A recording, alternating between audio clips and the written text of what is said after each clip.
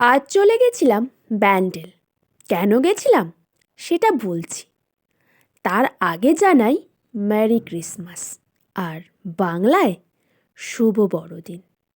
বাঙালির 12 মাসে 13 পার্বণ লেগেই থাকে, তাহলে এটাই বা বাদ যায় কেন? তাই আমি চলে গেছিলাম ব্যান্ডেল চার্চে। ব্যান্ডেল থেকে নেমে টোটো ধরে পৌঁছে গেছিলাম ব্যান্ডেল চার্চ। ঢুকতেই দেখি বাইরেটা খুব সুন্দরভাবে সাজিয়েছে, আর এই হলো চার্চটি।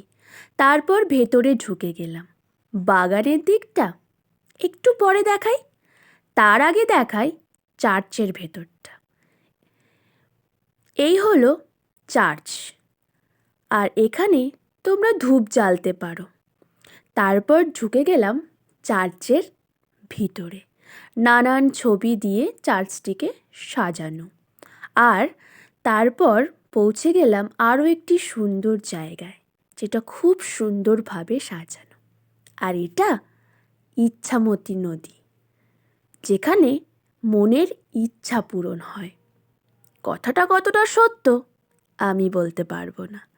তারপর কিছুটা প্রাকৃতিক দৃশ্য দেখিয়ে চলে গেলাম ওপরের দিকে।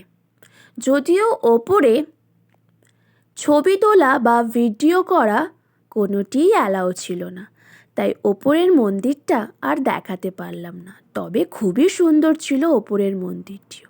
নিচে নামতেই এই সমাধিগুলো দেখলাম।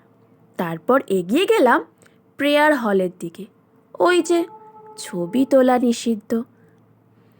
তারপর বাইরে বেরিয়ে মাঠের দিকটা এলাম।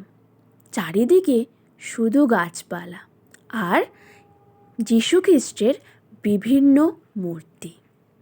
প্রাকৃতিক দৃশ্যের ঠাসা সুন্দরভাবে সুসজ্জিত চার্চটি একবার হলেও ঘুরে যেও।